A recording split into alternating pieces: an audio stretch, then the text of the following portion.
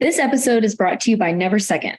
Never Second is a system of fueling products formulated specifically for endurance athletes that provides a blueprint for success by allowing the athletes to test, optimize, and perfect their fueling and hydration. They take the guesswork out of performance fueling.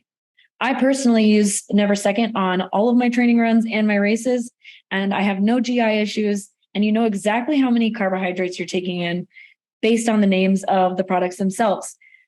If you want to try Never Second out, go ahead and use code SUBHUB25 to get 25% off of your purchase.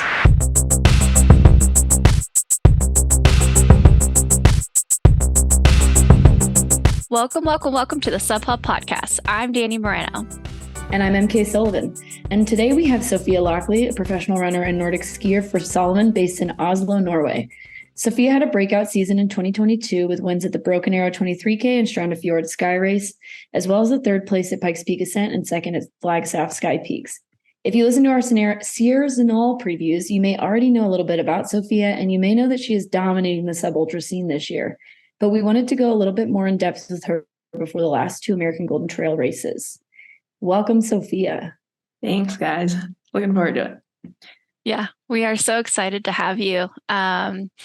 We'd love to start with, kind of a little bit of your background, but let's start with Sophia Laukli based in Oslo, Norway. How is it? Why is it that you find yourself located in Norway nowadays? Yeah, so I guess I moved there like a couple months ago now, and it was like a lot of small reasons, like mostly logistical, that I decided to move there. But the big thing was I had like graduated college this spring, and I just didn't really want to stay in the US. And I have like an easy Norwegian connection with my dad. So I have citizenship there and I've spent a lot of time there. And for me, like skiing is kind of like still the overarching sport for me. And so Norway is kind of like the place to go for that, especially that I had finished like NCAA skiing. And then like other reasons, like I was realizing that a lot of the running I was going to do was going to be in Europe. And so it was going to be super nice to be based there in the summer, along with the winter when I'm also racing in Europe. And so like Norway specifically is probably more of like a skiing hub, but I mean, I knew there was going to be running there too. So I wasn't like worried about that. And so, yeah, it was like skiing, like location, more central to like where I'm competing and stuff. And yeah, I mean, I just kind of wanted to do something new, and that was the place. I was nervous though, because I definitely grew to love like West Coast US, sunny mountains. And then I was moving to dark and cold Norway. So we'll see how I like it throughout the year. But so far, like it's really like exceeded everything that I could have hoped for. So it's been working out really well. So I read on your US ski team bio that you are fluent in English, Norwegian, and French. So is your dad from Norway originally then? Yeah. So you probably learned that language, I'm assuming, just like in the house. Yeah. I don't consciously remember learning it, but I guess like I have only ever spoken he's only ever spoken Norwegian to me. So like I grew up speaking it with him, and I definitely have gone like back and forth with how good my Norwegian is, because I like spend years where I like barely speak it, or like I'm only speaking it to my dad. And so that was kind of a cool thing with moving to Norway now. Like I finally have gotten back to like full fluency, which has been really cool. That is cool. Yeah. And was French like a high school thing, or was that like a practical thing because it's the other place that you race in a lot? Right. No, that was like high school I learned it, but then I ended up doing a year abroad my junior year of high school in Switzerland. And that's when I don't think I can claim myself fluent anymore in French. I can communicate, but in high school, I did that year and learned it then. But now it is very rare that I use that language. So I can, that's a stretch for but it's a fun fact, so I have to put it in there. You can get around at least. Yeah. That has to be so cool. Did your dad ski too? So that's like it's pretty like typical for a lot of Norwegians to come to the US and do like the NCAA circuit. And so he came to the US, skied for Boulder, which my mom did as well. So they met there, and then he was like, I'll stay in America. Aw, that's so cute. I love that. Right. It has to be so cool too that you're going back to where he grew up and Right. you're doing the sport that he did and your mom did. Wow, I just love how fairy tale. Yeah. Big circle back. Yeah. Yeah, I have to say too, like being an American racing in Europe all summer, I think that's coming across people's minds more and more. Like the travel is so exhausting. Yeah. And especially for you, I can't imagine then having the other 6 months of the year potentially going back and forth. So I definitely think from an outsider's perspective that 100% is the right call. With that move to Norway, did you get a coach once you were there, or did you already have a relationship with someone prior and then you moved there? Yeah. So like I joined like a Norwegian based ski club. Like we have those in the US, and I was like, you know what, I'm just gonna join a Norwegian one with a Norwegian coach. And so that was new as of June.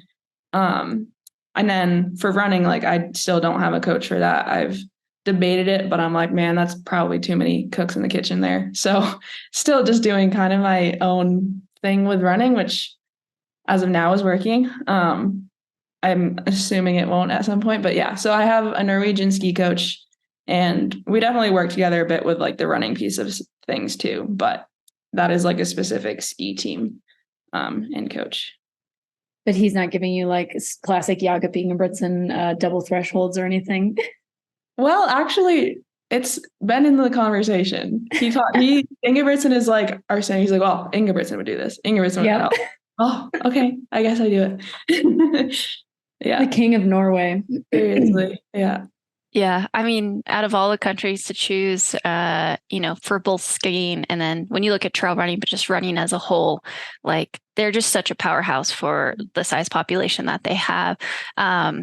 That is kind of interesting though. So if he's only coaching you for skiing, do you articulate to him, hey, I am going to run on this day? Or does he kind of tell you like, we have ski practice on these days and you're kind of free to go do whatever? Because that must be a really hard balance, like when you choose to do a running workout versus skiing workout, right? Right. Yeah. And I think like it is for skiing, like we do a lot of running already. And so it's not like I have to really upend anything or like any of my ski training in order to like get the running in. Something I have found, like growing up, basically all of my ski career in the US, everything is very like scheduled. We have a lot of team sessions. And since moving to Norway, it's like we maybe only have 2 or 3 a week. And those are like super focused intensity. And so everything else is kind of just up to you, which took like a little bit of learning, but now I'm like, oh, wow, this is super nice because I can just really do whatever I want and make it work to my schedule. And so there's like still a lot of discussion with my coach on what days to run, what like intensities to do, but it's almost been like, yeah, it definitely has not seemed to like pose any issues. And it's just been cool to make that shift of kind of dictating my own training and I really haven't had to stress at all, like getting enough running or getting enough skiing in all summer at least. So do you try to keep your intensity on skis, or do you do the intensity days with the team and then maybe also mix in some sort of workout on your feet? Yeah. So like I'll basically always do the intensity that the team is doing, but that does sometimes involve like running, or what we call it bounding, which is like just running up with poles, which is still just like a running workout, or like obviously going to transfer good for the running races. And then like a couple, like I do once in a while do like a treadmill workout. But I mean, if it's because I typically do like 2 intensities a week, and yeah, sometimes it'll be both on roller skis, but I'm still getting in a couple running fast stuff. And yeah. So it's a good balance, I feel like. Yeah, I think so for our listeners, if you don't know, Sophia is an Olympian. You were in the last Olympics. And so I have to imagine you're still associated with the US skiing team, even though you're based in Norway. Is it kind of that like you still need to show up as your best self to those intense efforts, or they're going to kind of like say something? I don't know. I think there's kind of been a shift in the US ski team where there's been like more of an acceptance and like support for kind of everyone doing their own thing, because it has been like a pretty strict, like to the book, everyone needs to do this. And then like, it hasn't really been like a sustainable approach for all the Nordic skiers in the US. And so now there's been a big like step in do whatever you want and whatever like works best for you. And so for me with like the US team coaches, they're like, okay, her move to Norway, her being pretty committed to running is like what she needs to do to have skiing be sustainable and perform her best in skiing. And that's been, it's been really cool to have that support, because I guess like it's just a trust and there's no worry that I'm not going to show up for skiing. So I think that helps a lot. Yeah. So I'm curious because obviously your training has always had running in it. Like that's pretty typical of Nordic skiing. And so when did you decide to pursue trail running as like a competitive thing and not just a training thing? I think like growing up, because I grew up in Maine and I like hated running. Like I would go on these fake runs where I would only like run when the cars were passing me, because I don't know, there it was like a lot of just golf course or like just sidewalk running, and I didn't think it was that exciting and it was just painful. So then I ended up like end of high school and then like early college years, I would spend the summers out west training for skiing. And like that was when I was like, oh, running has cool views and like cool trails and such. And so like it was maybe a year or two of that where I started to actually enjoy running. And then one summer I spent training in Alaska and just like hopped into a circ series there and this other just like local race, because I don't know, like all the skiers were doing it and it was just like a training session. And then I did well in those. And then I was like, oh, okay. So then that was 2021, I think. Yeah. And so it wasn't like immediate, okay, I'm going to do this competitively. Like I feel like even last year, because like Broken Arrow was kind of the first race I did last summer, and it was still like I was definitely having running more focus that summer, but I had no idea where it was going to take me. And so it wasn't until like, I don't know, the finals, where I was like, okay, this is probably something I should pursue. So it was like, it's definitely been a slow evolution, but I think that's helped or like benefited me a lot in that I didn't just like jump straight into it. Yeah, I can only imagine from Maine going to the West Coast, the differences. I would assume, I've only been to Maine a couple times, but is it like overall more humid potentially? Very humid. And like, I grew up like right on the coast. And so, the running was just very limited. And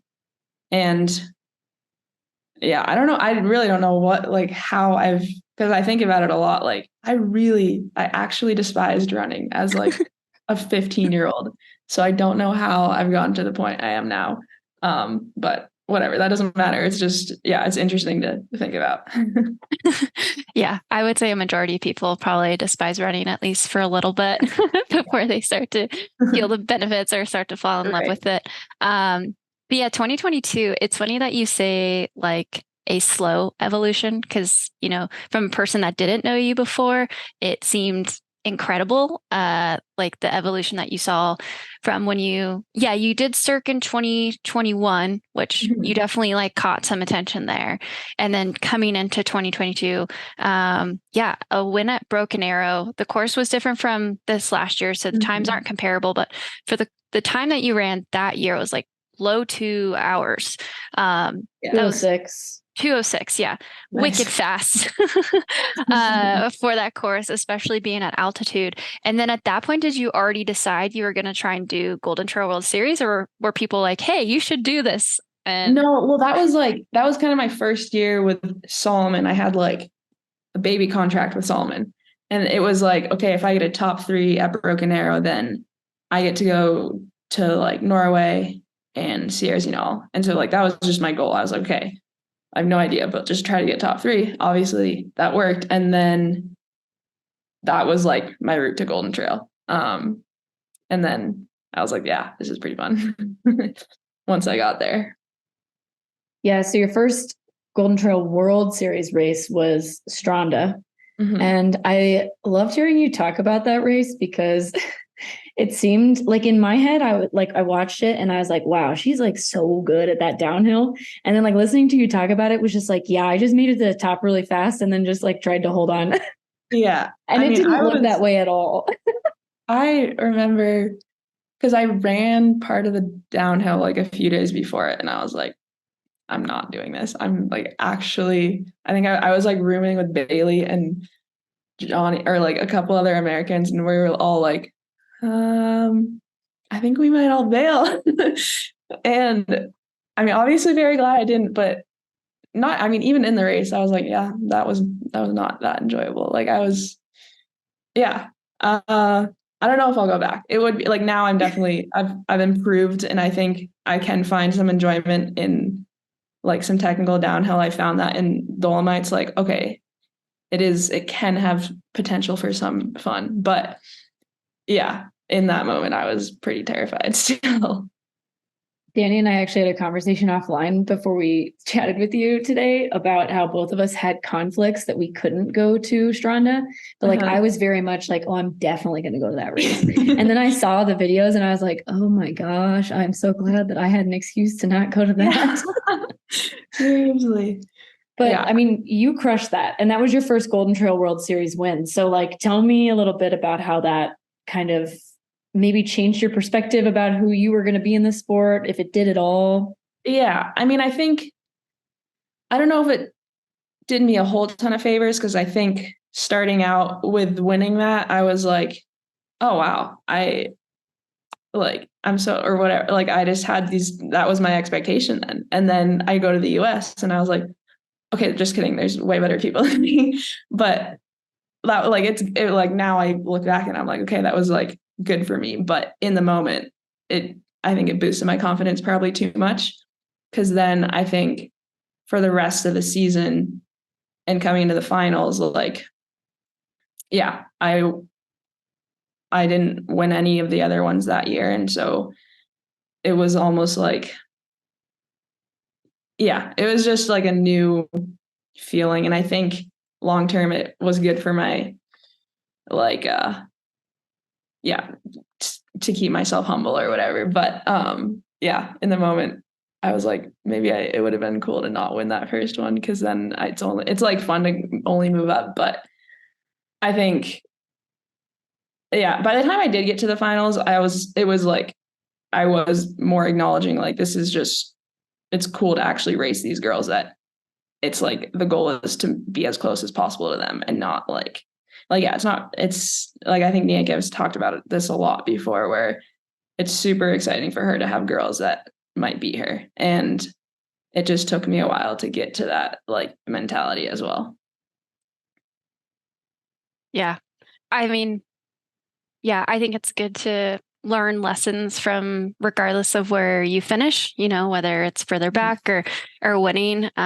Personally, what I loved about Norway is that with your win, as we accumulate more athletes from different sports, or maybe they're just getting into trail running, like really changing the tactics of races. And for that race to be so technical, but you won it mostly on the uphill, right? Because Elise and Emily were catching up to you. Like, I thought that was really cool because on paper, I would have been like, oh, the best downhiller is going to win. Right. That's going to be the winner. But no, it was the complete opposite. It was the best uphiller that day. So hopefully you also took that as note. You're like, I'm a really strong climber. And then flash forward, like you said, you go to Flagstaff or you go to Pikes first, and you get third behind EmKay and Maud, who are goats in the sub ultra space. So you saying you've been humbled. We've all been humbled by that multiple times. Absolutely. But you still you added to that front part of the race, which is awesome, right? To feel that you're in there competing with them already in your second World Series race. And then Flagstaff, you got second. And what was exciting is you say again, maybe winning that race gave you too much confidence, but I don't know, it might have been the perfect amount because you took the lead at Flagstaff at a certain point, right? And it wasn't until maybe the last 5K or something, EmKay caught you again. Yeah, no, that's right. And I guess it's not fair to be that winning that race, ruined whatever. I think it was just cool. Or now I can say that it was cool to be okay, because I'd never raced EmKay and Maud before the US races. And I was okay, I've heard a lot about these girls, but I have no idea. And then I raced them and I was okay, this is the new level. And it's exciting. And you're right. In Flagstaff, I do remember passing EmKay and I was oh man, I don't know if I should have done that. But it was a split second. And then I was okay, whatever, just if it doesn't last, it doesn't last, but just try and see what happens. I think that's probably the most fun aspect of the sub ultra in some senses is that they're short enough that you can just kind of send it and find out. In some of the longer races, if you send it, you're really going to find out. Yeah. And so to be able to be you know what, this is a 2.5 hour effort. I'm just going to send it for 30 minutes and see what we can do. Yeah. Yeah. It is really cool. Yeah. And so then you go to the final, which I remember talking to you later or maybe before. I can't remember when we chatted with you. You were saying that maybe you were thinking about not doing it originally because of ski season. Yeah, I had absolutely zero intention of going until maybe 2 weeks before. I don't remember exactly when, but yeah, it was the timing of it was, I think, 2-ish weeks before my first ski race. And I was that's so stupid. Why would I go there? And then, yeah, whatever. I don't even remember. I talked to a lot of people and I think deep down I wanted to be convinced to go. So I was I'll go. And then I went with the intention, okay, I don't have to do all the races. So I'll just and I don't care about the overall, which was a lie. Because then I ended up racing more so that I could do well in the overall. But I don't know. I think, I'm obviously very glad that I went, and I don't necessarily know that I'm going to go to the finals again this year. And yeah, it is close to the ski season, but it is running is now important enough to me that I really want to do what's best for my running as well. And that's obviously going to the final. And I kind of made that realization halfway through the finals last year, okay, maybe I'll be a little bit slow at the beginning of the ski season, but I'm gonna race a little bit more now. And hopefully it's worth this year it's just a 1-day race too, so it shouldn't gas you as much as it did last year. Yeah. I was going to say really quick for our listeners, for perspective, Golden Trail, you run 2 to 3 races, you qualify for the final. Every other year is a stage race. Last year, Sophia's first Golden Trail World Series final was a stage race. And so it was 5 days of racing, 5 stages. Yeah. All roughly 2 to 3.5 hour races. And Madeira is just fun. Yeah. Wet stairs, jungly, really muddy, especially because there was a couple storms a couple days. So it's a rough stage race. And the middle fast day was basically a sprint 5K where you're just trying to score points. So yeah, I could see why you initially had hesitation because 5 days for anyone, but the rules were you didn't have to race every day. And so you raced the first day and was 4th, I believe. And then, is that correct? And then the third day was so sick. So I had gotten really sick, unfortunately, but I got to be the GoPro person, which never hire me for that. I'm terrible. But that was such a cool day because I got to watch you and Allie go off together, which you guys just had fire in your eyes because I could tell that could have been a day where you beat EmKay potentially because she had already run 2 days. Right. And then you guys took a wrong turn, sadly. Oh my God, so many times. That was I mean, I've like probably cried at a lot of finish lines before, but never for that reason. I was like, I just felt so stupid. But the only like saving grace was like, because we were alternating who was leading.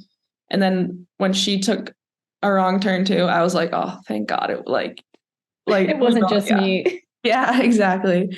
So that was like a tactical bummer, but it was cool because we both, I mean, we were both a little bit upset at the end because it was actually like a very good day for both of us. And we were like, damn, I wonder if we didn't screw that up, how it would have ended. But yeah, that's live and you learn. Although I don't know, I'm sure I'll take a wrong turn again. And you were supposed to stop then, right? Like you weren't going to race anymore. No, I was gonna do day 4. The last day. Last day. Yeah, it was the 4th day that I like snuck into. Yeah. Are you glad you did? Yeah, I think like I mainly because for me it was like the coolest like race, like the views and whatever, like the that's kind of why I wanted to do it. Well, no, there was the points, but also like I knew the last day was kind of just like this ultimate grind of straight up and then pounding down. And I was like, that sounds kind of fun, but not really. So I was like, okay, I'm going to do this cool rainforesty race. And it was just kind of like impulsive where I was like, ooh, how about I add some drama and like, don't tell anyone. And like, yeah, so that was just, I mean, that's like Golden Trail for you. I knew that they're always there for the drama. And so I just kind of played fully into that and gave it to them. And it was awesome showing up that morning. And I know it pissed some people off, but yeah, I definitely am glad I did that race for many reasons. Yeah. That's awesome. I did something similar, not showing up on the first day, but everyone was like, oh, it was strategic. But really, it was just like, I had no energy to actually run 5 days. And everyone's like, that was super tactical. I was like, oh, yeah, so tactical. Yeah. But yeah, wrapping up 2022, you finished 2nd overall. Huge success. First World Series. That's incredible. I think Rachel Drake is the other highest placing American in the Golden Trail World Series. She got 2nd in 2020. So you also did that. And then going into 2023, what did you think? You're like, I'm all in on Golden Trail, or what did that process look like as you're working through the ski and trail running schedule? I think like for me, my knowledge in trail running is still very minimal. And so I was like, okay, I know about Golden Trail. So this year is going to be kind of like all Golden Trail. And I ended up only doing one of the European ones last year. And like, my goal of the season was, yes, coming 2nd last year means like, okay, I should probably try to win overall this year. But I think at the beginning of the year, I was definitely like, I just mainly want to do a lot of these races that I didn't do last year, like Mont Blanc and Sierre Zinal. And yeah, I just want to do like these big iconic races. And I obviously am always going to try to like do well and think about results, but I wasn't like completely altering my training or anything compared to last year to like maximize my running ability. But yeah, I guess like thinking back to April or whatever, I was just like, I have these races that like I plan to do, and that's kind of where I'm at. I'll see like how it goes each time. And I think for sure they've all exceeded like how I thought I would do. And so now I'm definitely like extra motivated to like kind of think more tactically and how I can try to win the overall in the end. But yeah, it's hard to complain when you're like always doing better than your expectations. I don't know, like next year is going to be interesting to see like, okay, what can I do new this year? Because right now I don't know. It's hard to think about. Well, you started the season off with a like pretty commanding win at Mont Blanc Marathon. And I'm curious, why did you choose Mont Blanc to start the season and not Zagama? Was that just too close to ski season? Yeah, like I one day really want to do Zagama. And like you said, when you were watching Stranda, you were like not that sad. And this year I was like, okay, maybe I'm glad I'm not there. But yeah, like that one, it was like middle of May. Yeah, I think I had been running for like a few weeks at that point. So I was like, probably shouldn't do that. And I probably won't be that like, yeah, I just wanted like a bigger chunk of running training before running especially a marathon. Yeah. Because I guess figured that was probably it. Yeah, exactly. And then you go to Dolomyths, you get second to Judith Wider, who is one of the most iconic downhillers in the sub ultra world. So not a bad position if you ask Dani and I. And then going into Sierre Zinal, like I feel like we chatted with you before Sierre Zinal, and you were just really stoked to go because you got kind of pulled from it last year because of COVID. And I remember you said, I'm just going to go out there and kind of see what happens. But then you win the damn thing. So like, tell us about Sierre Zinal. Yeah. I mean, man, I do think I like perform best when I really don't have expectations. Like I really do thrive on the whole dark horse mentality. And I kind of thought I had given that up.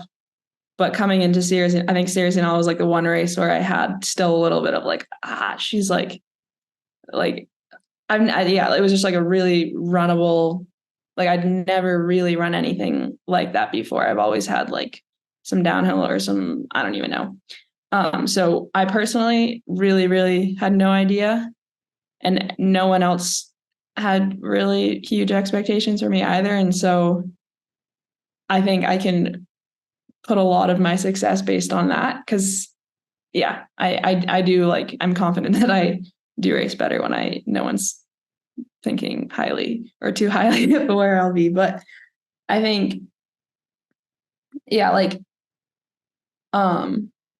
I think even like throughout the race, like starting, and people are like, oh, were you stressed? Because I was like fifth for most of the uphill. And because in that moment, I wasn't like, I need to win.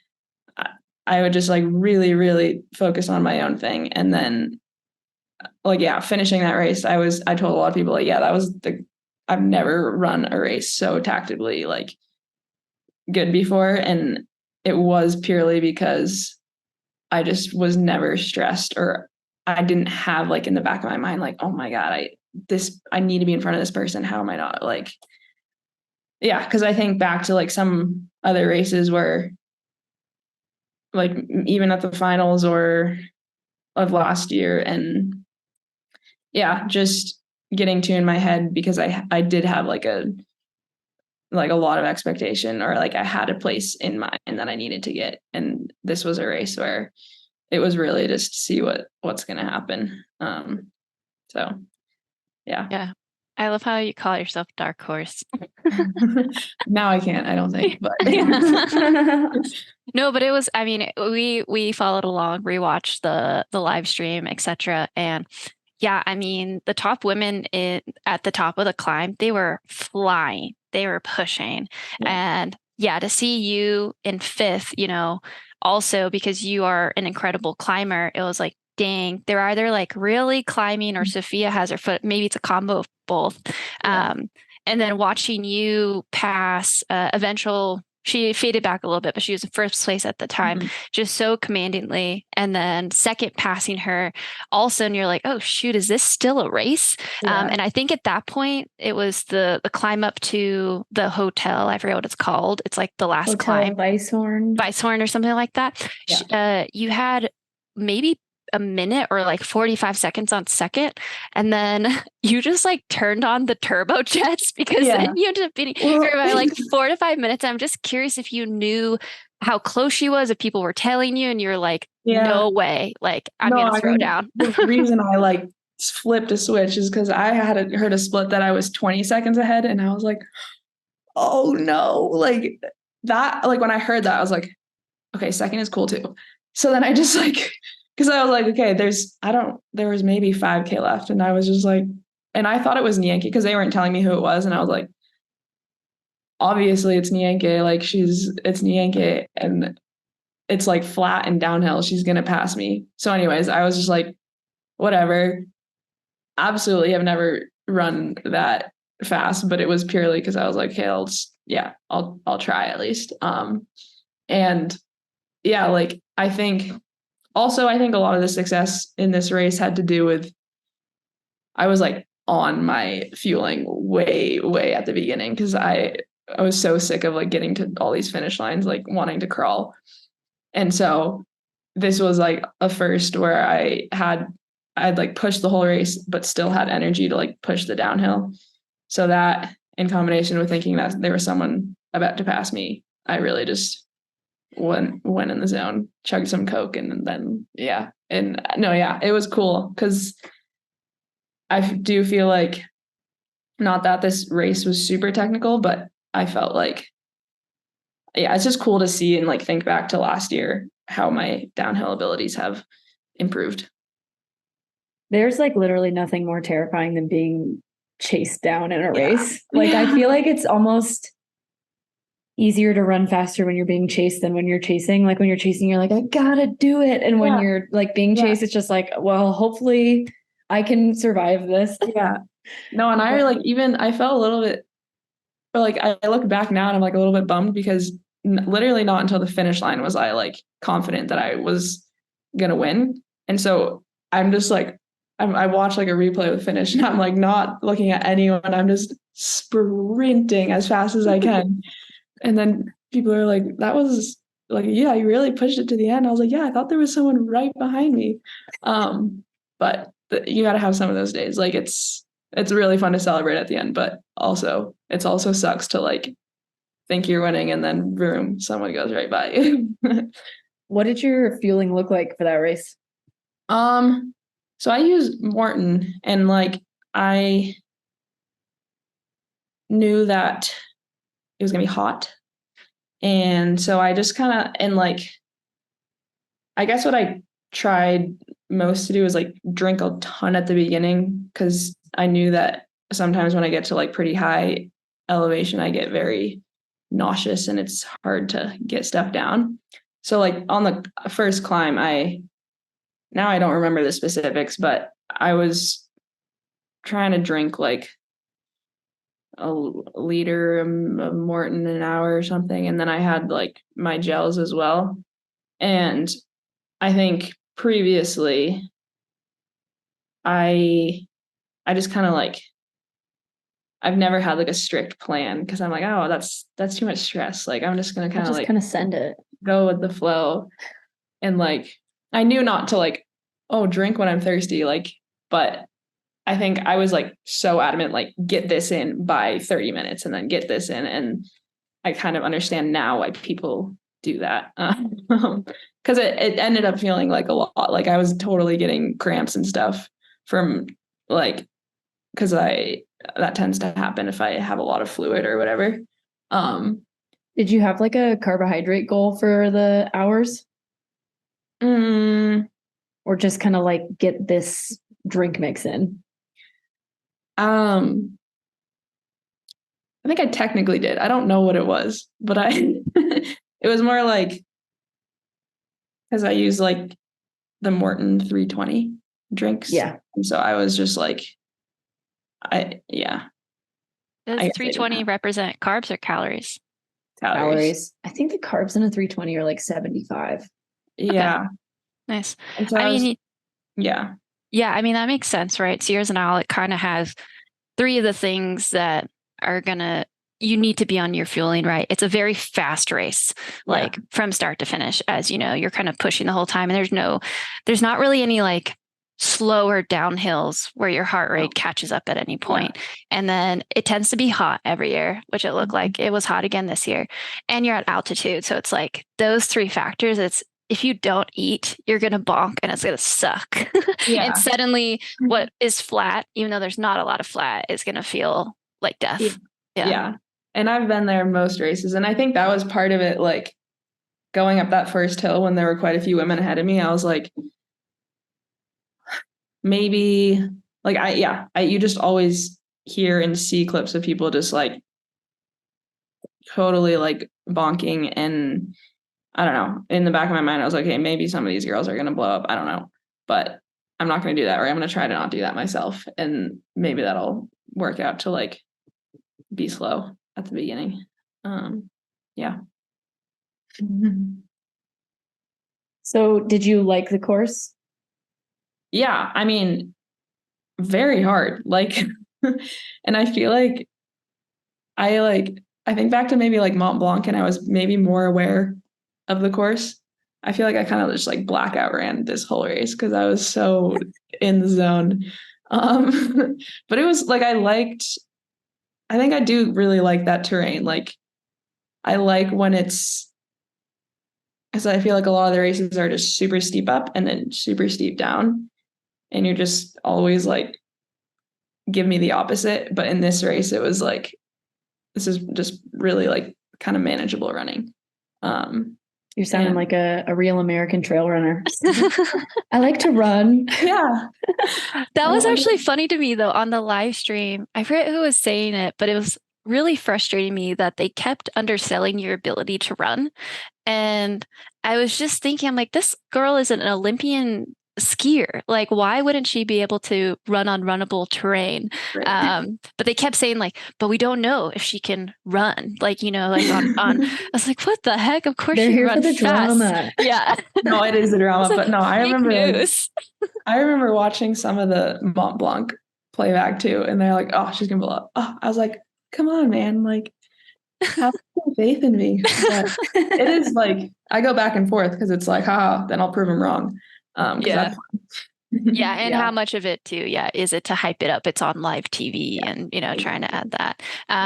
So yeah, when you cross the finish line, there are a couple of videos of you where I loved because you, like you said, you ran all the way to the finish and you were like, you celebrate and then you almost look like surprised, as if, did that just happen sort of thing, which I thought was pretty funny.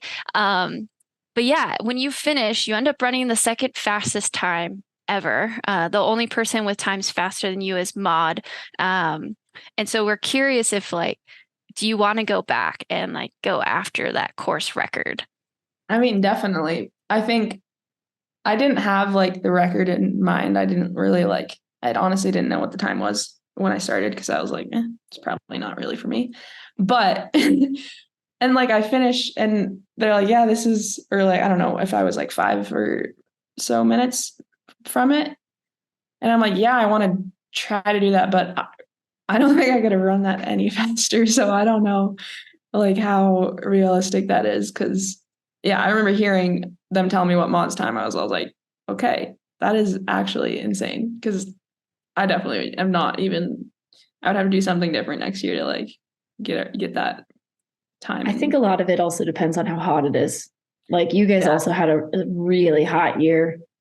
And I mean, Dani and I raced it last year when it was hot. And yeah, I don't know how, I think that's probably the main factor. And like, can I change this race drastically? Because obviously you can always get faster and you probably will, but the heat is a big, big part of that. Definitely. So we already know that you're going to Pikes. You're going to Mammoth as well, right? You're doing both races? I think now I'm not going to Mammoth. Okay, but you're for sure doing Pikes. Yeah. Well, we're sad about that because then we're really sad about that. I like want to go to I just like I regretted like because I was not planning to do Dolomites and I was like I feel like I haven't always been hadn't been really smart with all my race decisions this year and I was like I think I need to commit to skipping one of the US ones.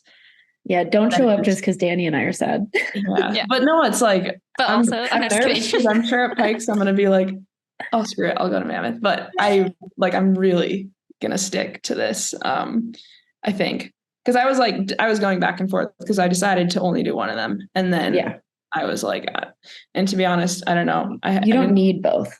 I don't need both, and I don't know why I chose Pikes because it was so hard last year, but I don't know.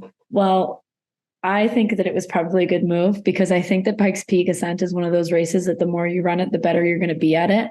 So I'm curious, like going into this year, if your game plan has changed, if your training has changed going into Pikes Peak, like where are you at with your headspace and your training?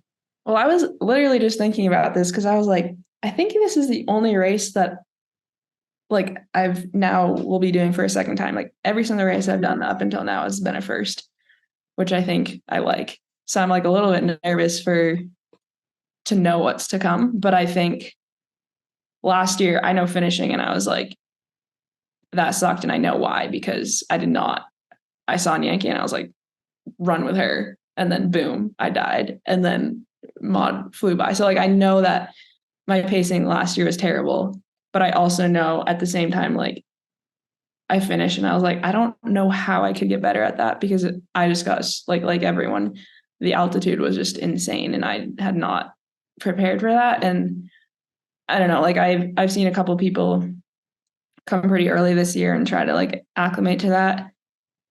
And I thought about it and I was like, I don't know. I don't think something like that personally will change. I think just based off of how you were talking about like actually dialing in nutrition for Sierre Zinal, that alone will make a huge difference at Pikes Peak Ascent, especially going up in altitude the entire race. Like that was huge for me last year. I was dialed in my nutrition and I mean, everybody's going to feel like shit in that last mile. Like it's pretty much impossible not to, but obviously if you're able to eat through the entire race, like it's going to feel so much better than if you can't. Yeah. And I think that's maybe like my main change is like last year I was still such a newbie with fueling. And I was basically like, oh, I'll drink if I'm thirsty. And so I remember like getting to like, I don't know, an hour into that race. And I was like, okay, I'm really thirsty. And then I like tried to drink and I was like, oh my God, I'm going to throw up. And so now I'm like, okay, how about we like overcompensate a ton at the beginning so that by the time I do get really nauseous, because like I know that's going to happen, then it's not like I'm trying to make up for anything. Like at least I have like a base to start with. But yeah, it is like it's pretty cool to have like a race where you finally like I just felt for so many reasons pretty excited after Sierre, but I was like, wow, I felt good the whole time. That's a crazy concept. And so now having that like motive behind the fueling is, I mean, yeah, it's going to change racing for sure. Yeah. I mean, I'm excited to watch you do Pikes Peak as well, because you have improved overall in like the different aspects that come with trail running, but I still think you are such a talent and have this raw climbing ability that is really hard to replicate. And so, yeah, I think you're just good with all that improvement over the last year. You're going to rip it for sure. I hope so. We'll see.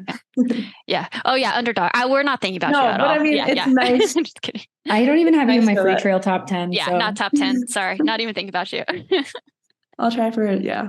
No, I'm curious though, because the girl who was like leading most of Sierre is also going to be there. And she's obviously crazy good at climbing. So I'm like, that'll be an interesting matchup because I definitely did not have her insights up the Sierre climb. So it's definitely a different climb though. It's more runnable because you gain like almost, I mean, Pikes Peak Ascent is a little bit more elevation gain than what you gain in that first climb at Sierre, but Sierre's only 6 miles and that's 13. So it's so annoyingly runnable. Yeah. And like so you're good at that. Terrible when you walk because I have walk and I was like, this is downhill, I'm pretty sure. Yeah, I tried to walk once and I was like, of course that's like what they got on camera too. And I was like, what is happening? I need to run. Yeah, it's demoralizing, but that's good. Good for us. Well, we're excited to watch you at Pikes. Bummed you won't be at Mammoth Trail Fest because we'll be doing some sub-hub stuff there. And let's transition to the final. You got second last year, assuming the goal is to get better than that this year. And then will that be the end of the season for you? Yeah, I will. I'll end there. I'll probably head like straight to Finland after that, which is so exciting. Coming from like a sick tropical island in Italy to dark Finland. But yeah, I'll be done with that. And is Finland where your first race is, or is there like a training camp there for skiing? Kind of both, because it's like the first race is like end of November in Finland. But like snow everywhere now is so inconsistent, except for northern Finland. So I'll probably go there early and try to get on snow. Nice. And for our listeners, we'll do one more chat with Sophia prior to the final. We're doing a lot of mini-sodes similar to Sierre Zinal. So we are very, very excited to watch you run Pikes and the final. Just one last question, looking a little bit more forward. So like our favorite Flying Dutch woman, EmKay, she is kind of shifting gears, right? She only did Sierre Zinal this year, and she's not going to be focusing on trail running until really past the Olympics next year. Mm-hmm. And so with the 2026 Olympics, is that what's next for you? Or is there something next year? Yeah. Will you do, like, are you planning to do trail running all the way up into that point? Or are you kind of just taking it year by year? Yeah, I think I'm maybe luckier in the sense that, like, for EmKay to focus on road running and like Summer Olympics, you do kind of have to, there's more of a trade-off because right now, like, the trail running is working perfectly for my skiing and it's their opposite season. So as of now, it totally works. But now I have in mind, like, well, what if I could eventually do a Summer Olympics too, but only maybe for Norway, maybe not for the US. That is going to be too hard. What event would you try to go on? I don't know, maybe the marathon, but I think I would have to be done with skiing because I think that training needs maybe a little bit more focus than what I'm doing now. That would be so fun. So you'd have to run 220. Is the standard 227 Olympic standard? I think the thing is like it depends, because I could race for Norway. Yeah. Each country has, like, I haven't done too much research, but some countries, like, I know Sweden doesn't even have a time. Yeah. I guess. But obviously I would want to run.